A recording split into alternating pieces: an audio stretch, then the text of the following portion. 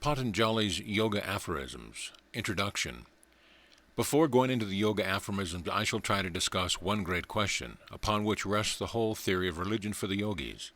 It seems the consensus of opinion of the great minds of the world, and it has been nearly demonstrated by researchers into physical nature, that we are the outcome and manifestation of an absolute condition, back of our present relative condition, and are going forward to the return to that absolute. This being granted, the question is, which is better, the absolute or this state? There are not wanting people who think that this manifested state is the highest state of man.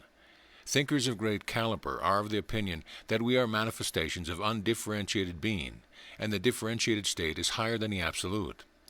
They imagine that in the absolute there cannot be any quality, and that must be insensate, dull, and lifeless, that only this life can be enjoyed and therefore we must cling to it. First of all, we want to inquire into other solutions of life. There was an old solution that man after death remained the same, that all his good side minus his evil side remained forever. Logically stated, this means that man's goal is the world. This world carried a stage higher and eliminated of its evils is the state they call heaven. This theory on the face of it is absurd and puerile, but because it cannot be. There cannot be good without evil, nor evil without good. To live in a world where it is all good and no evil is what Sanskrit logicians call a dream in the air.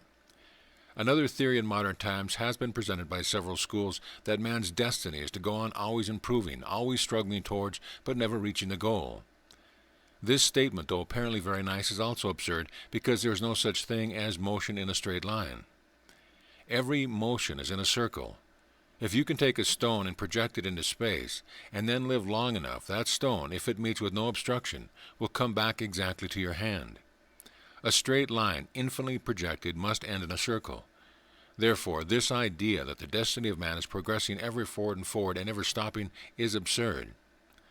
Although extraneous to the subject, I remark that this idea explains the ethical theory that you must not hate and must love.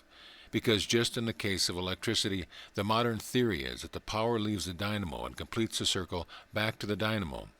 So with hate and love, they must come back to the source. Therefore, do not hate anybody, because that hatred which comes out from you must in the long run come back to you. If you love, that love will come back to you, completing the circle.